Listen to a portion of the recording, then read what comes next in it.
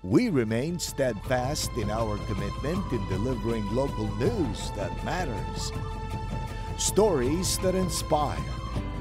Enriching the lives of Filipinos in the Philippines and across the globe.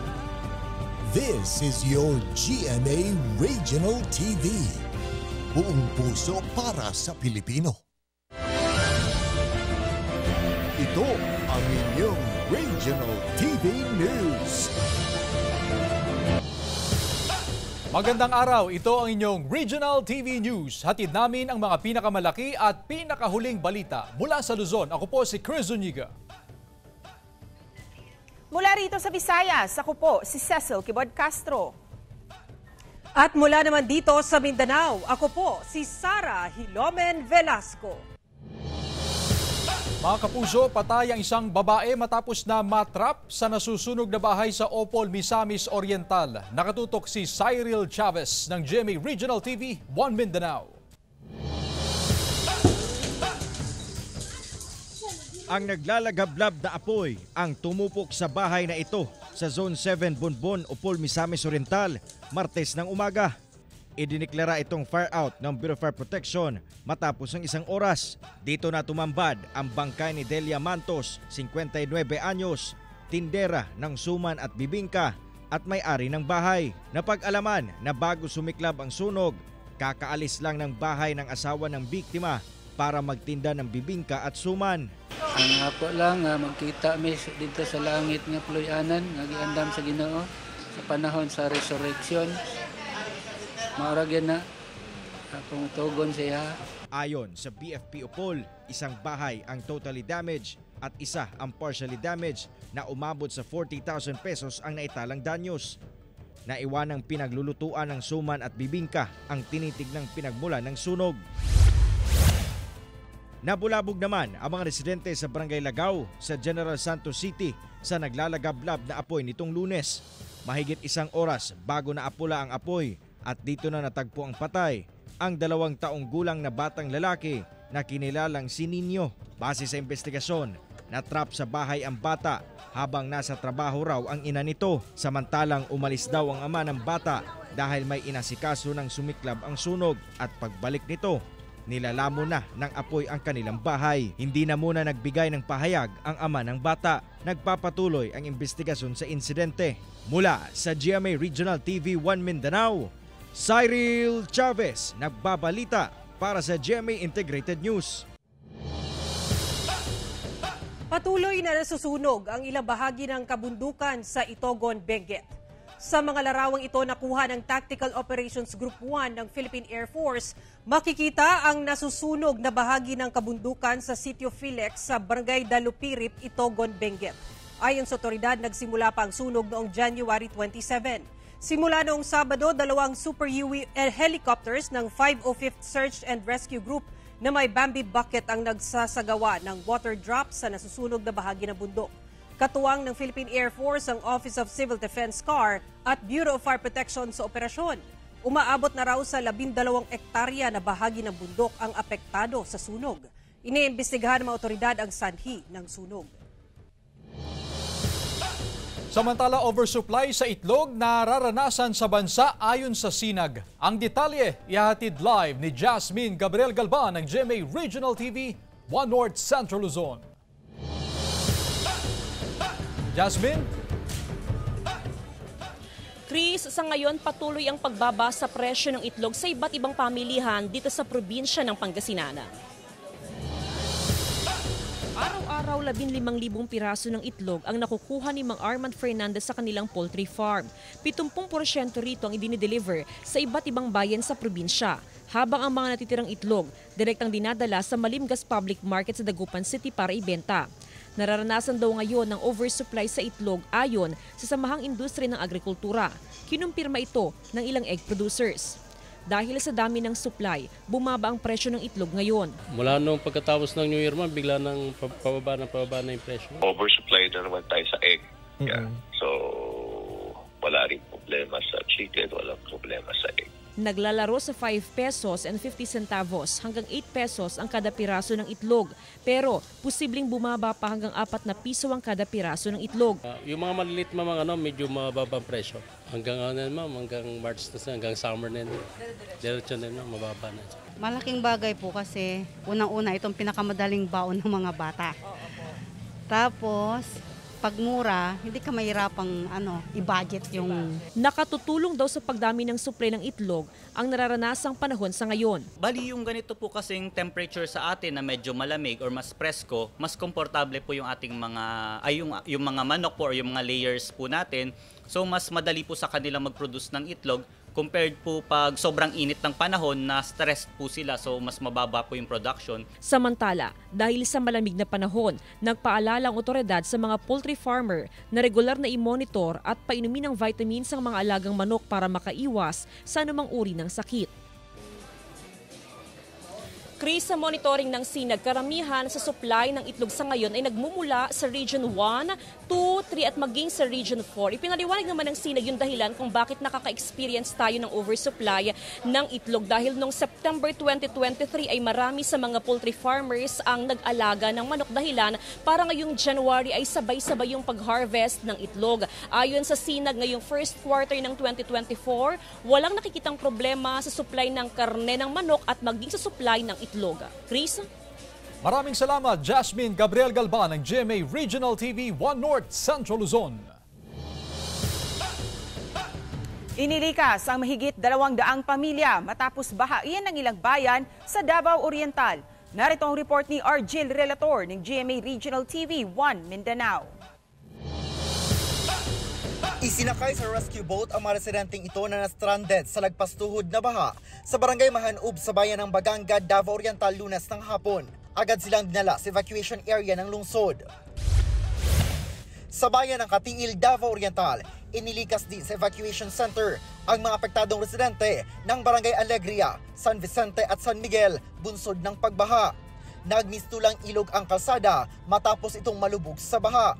Ayon sa MDRMO Katiil, pinakaapektado ng baha ang 6 na barangay na malapit sa ilog at nasa low-lying areas na kinabibilangan ng Alegria, San Vicente, Baybay, San Miguel, San Rafael at San Alfonso.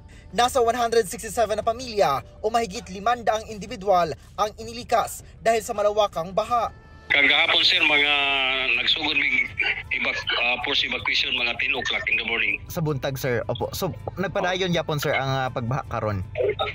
O sir, dako magyan ng tubig pero murag ni kalma gamay kay nito ang manggamay ang ulan. Sa bayan naman ng Caraga, nasa 55 na pamilya ang inilikas, bunsod pa rin ng pagbaha. Agad naman silang binigyan ng food packs ng lokal na pamahalaan. Humambalang naman sa kalsada ang mga nabuwal na puno kaya pansamantalang hindi makadaan ang mga sasakyan. Nadaanan na lang ito matapos ang isinagawang clearing operation. May naitala namang landslide sa barangay Sumilaw sa bayan ng Buston at sa barangay Marayag sa bayan ng Lupon kung saan humambalang din sa kalsada ang gumuhong lupa. Nagpapatuloy pa ang isinasagawang rapid damage assessment and needs analysis ng PDRMO sa mga apektadong LGU.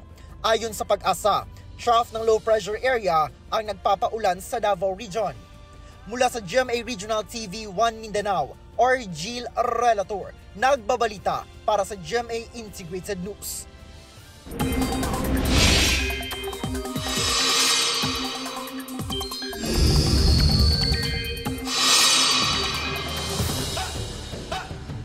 Mga kapuso, maulang panahon ang dapat paghandaan ng ating mga kapuso sa Mindanao at ilang bahagi ng Visayas. Ayon sa Pag-asa, epekto yan ng trough o extension ng binabantayang low pressure area. Huli ang namataan 165 kilometers southeast ng southern Mindanao at nasa labas ng Philippine Area of Responsibility. Nananatili namang mababa ang tsansa niya na maging isang bagyo. Patuloy namang nakapekto ang hanging amihan sa Luzon at ilang panig ng Visayas. Base sa rainfall forecast ng Metro Weather, buong araw mataas ang tsansa ng ulan sa Mindanao. Posible ang heavy to intense rain sa ilang lugar na maaring magdulot ng baha at landslide. Ulanin din ang ilang panig ng Cagayan Valley Region, Aurora, Southern Luzon at Visayas. Ngayon Ngayon pa lang na itatala na ang mga sighting ng butanding sa mga karagatang sakop ng bayan ng Donsol sa Sorsogon dahil simula na ito ng butanding season ayon sa Municipal Tourism Office. Kaya naman tuloy-tuloy na rin ang ginagawang paghahanda nito kung saan ilan sa mga tourism site ang kailangan ding ayusin at mas pagandahin. Aminado ang tanggapan na bumaba ang tourist arrival sa bayan noong kasagsagan ng pandemya. Kaya sa mga susunod na buwan, mula sa pagpasok ng Holy Week sa Marso hanggang sa mismong Butanding Festival sa Mayo, libo-libong turista ang inaasahang dadagsa sa naturang bayan. Maging ang mga boat operators at negosyante ay umaasang mas magiging maganda ang kita ngayong taon. Grinant niya ho sa amin, almost every day na ho ang sightings ng mga butanding dito sa aming municipality. Lalong-lalo na po sa municipal seawater ng Donsol.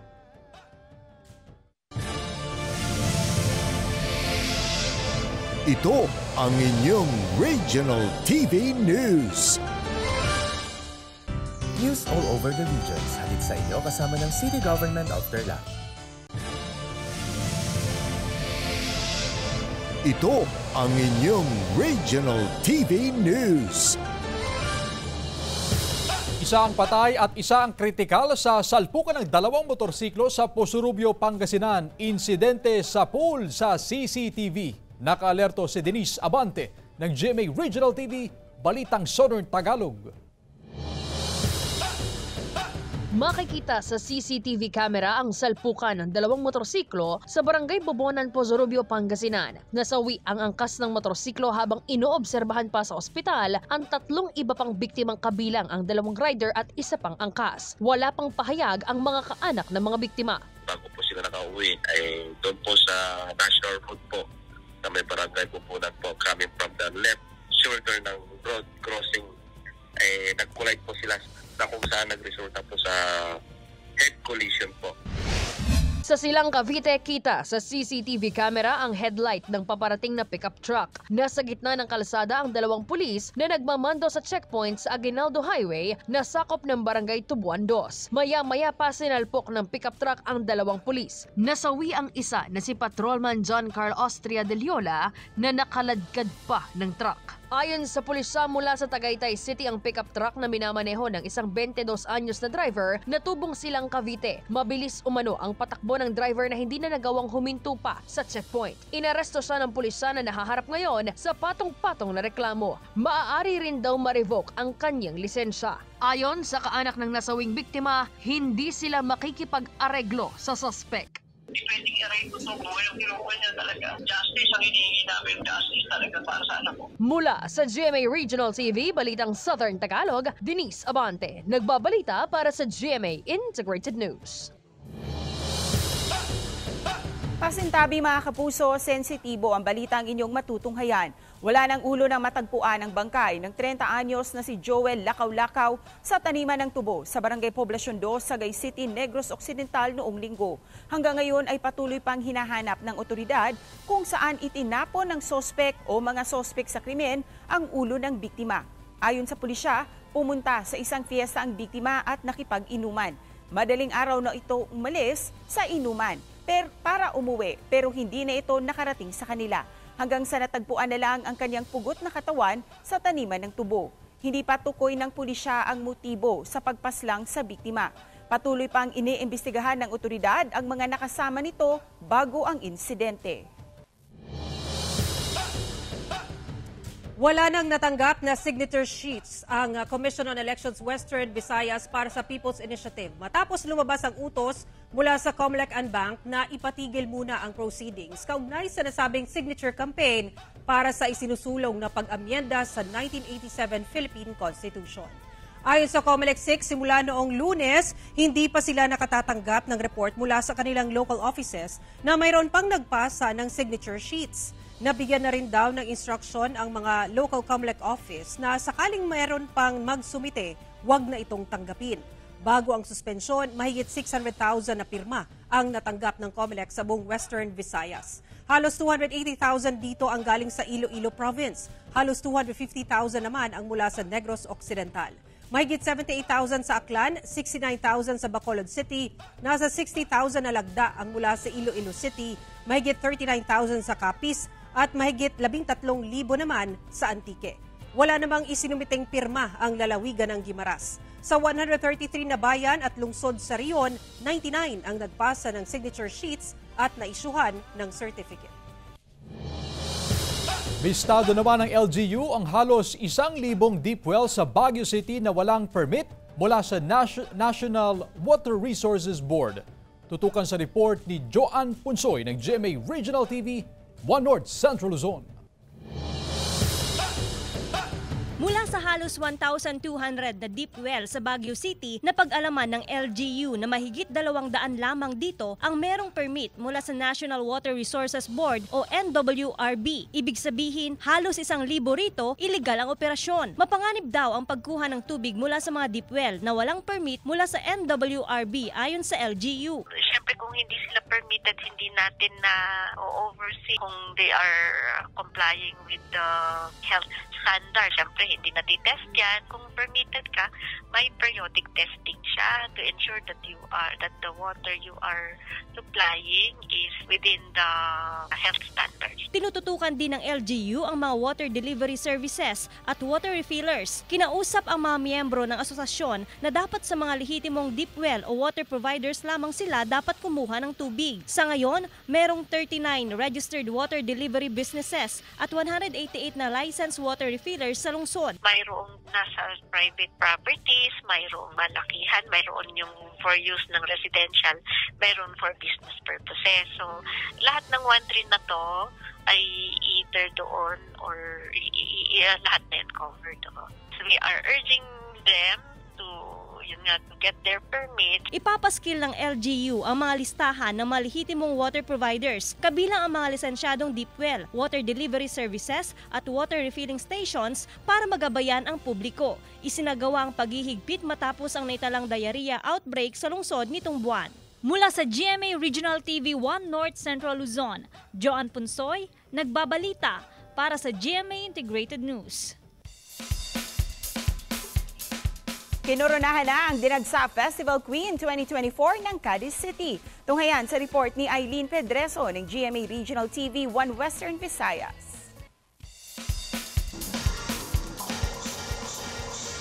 10 kandidata ang nagpabunggahan sa pagrampas sa stage para sa Dinagsa Festival Queen 2024 sa Cadiz Arena sa Cadiz City, Negros Occidental nitong January 26. Bahagi ang nasabing aktibidad ng 50th Dinagsa Festival 2024. Sa preliminary question and answer pa lang, dito na nasukat kung gaano katinik sa pagsagot ng mga kandidata. I believe that it is possible for a society. Lalo pang uminit ang stage sa swimsuit competition. Sa evening gown competition naman, very stunning, captivating, and naturally glowing naman ang mga kandidata sa kanilang suot na gold and black gowns na gawa ng iba't ibang local designers sa lungsod. Golden Dinagsa Festival is Dinagsa Queen number 6, Sa huli, kinilalang Dinagsa Festival Queen 2024 si Ayha Jane Sukahel. I would like to thank you to everyone who supported me along the way, and I couldn't be standing here right in front of you wearing this crown. We've showcased local talents, local artists, and local designers. And this is a really big celebration. Ang coronation night ay naging mas manining pa nang mag-perform sa stage si Luke Conde at nagdala ng overload kilig sa audience matapos itong haranahin ng isang fan. Maging ang audience ay pinakinig ni Paul Salas nang haranahin ito ang mga kandidata.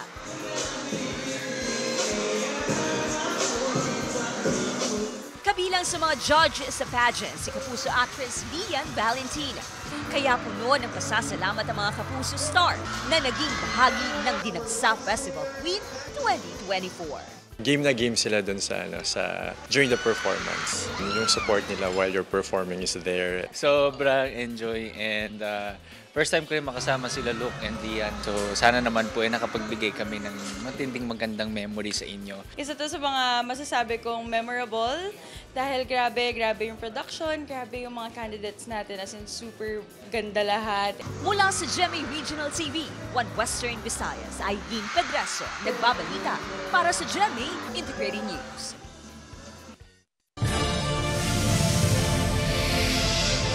Ito ang inyong Regional TV News.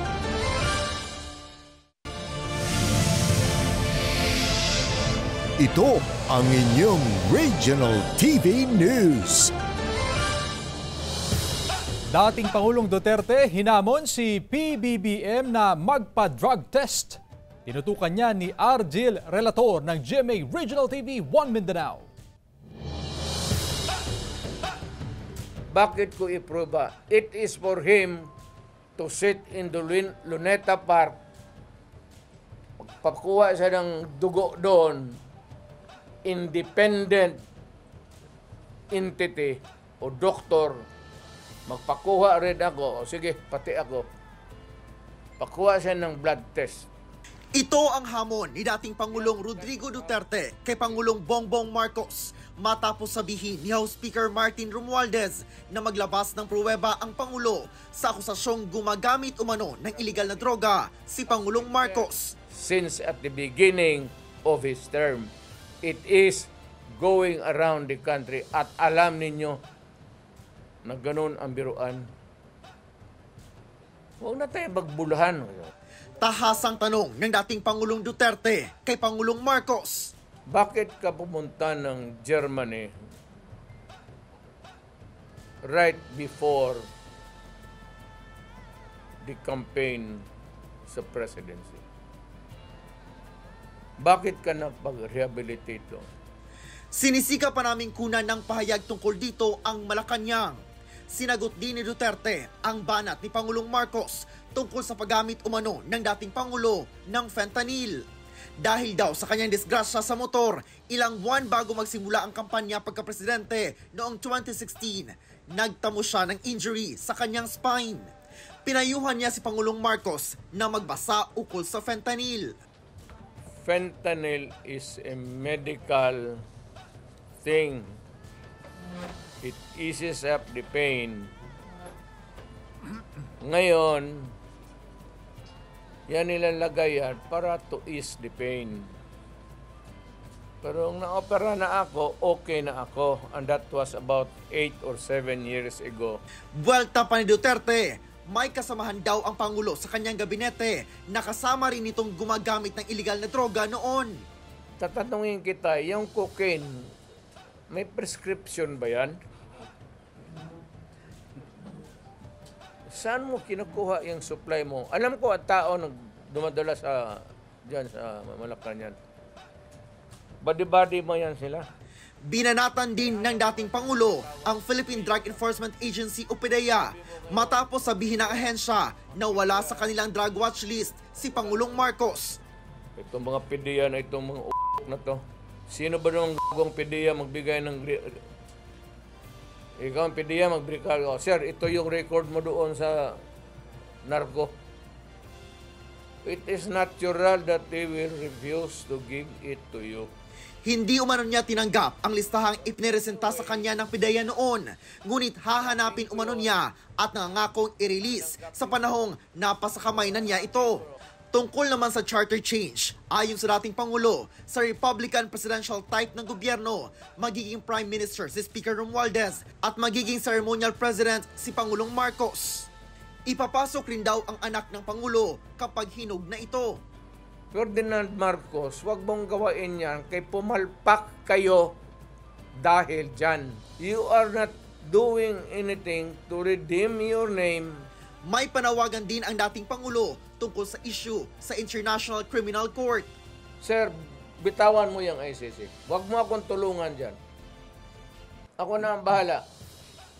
Kasi pag mag-Mindanao State na, si Alvarez na magtago sa akin dito sa Mindanao. Nanawagan naman ang dating Pangulo sa mga taga-suporta ng Marcos Duterte na huwag mag-away. Huwag kayong mag-away kasi hindi man kami nag-aaway ni Presidente Marcos. Sinasabi ko lang sa kanya, huwag kayong pumasok dyan. Kung hindi niya ituloy, happy days are here again. Huwag lang yan kasi hindi talaga pwede sa Pilipino.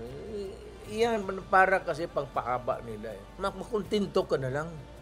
Enjoy the remaining years of your presidency. Mula sa GMA Regional TV 1 Mindanao, Argel Relator, nagbabalita para sa GMA Integrated News. Ipinanganak na tupa sa Kasiguran, Aurora, may kakaibang mukha. Naritong report. Iisa ang mata, walang ilong at deformed ang muka. Ito ang itsura ng bagong panganak na tupa sa Kasiguran, Aurora. Paliwanag ng may-ari at isa ring farm technician ng Provincial Veterinary Office, side effect ito ng inbreeding sa mga alagang hayop gaya ng tupa, kambing, baka, kalabaw at baboy. Mano-mano ang pag-aalaga niya ngayon sa tupa para mabuhay. Iniiwasan din po natin yung pagkakaroon ng inbreeding. At least 1 year to 2 years kailangan makapagpalit tayo ng bak o bulugan para hindi na magkakaroon ng abnormalities yung ating mga alagang hayop. Isang kwago naman na napadpad sa isang apartment sa Lawag City ang itinurn over sa pangalaga ng DNR City Environment and Natural Resources Office Barit sa Lawag City. Walang sugat ang kwago at posibleng naligaw lang sa lugar. Patuloy naman ang panawagan ng DNR na protektahan ang mga hayop sa ilang o wildlife. Samantala, mapapanood niyo po ang episode na ito sa official website ng GMA Regional TV, www.gmaregionaltv.com. Pwede rin kayong bumisita sa aming official YouTube channel, GMA Regional TV, at i-click ang subscribe button para sa pinakamainit na balita mula sa mga rehiyon. Nais naming pasalamatan ang mga kapuso sa iba't ibang panig ng Pilipinas, maging ang mga kapuso natin abroad. Dahil sa GMA Regional TV, Local News Matters. Kami ang Regional TV News, buong puwersa para sa mas malaking misyon at mas malawak na paglilingkod sa bayan.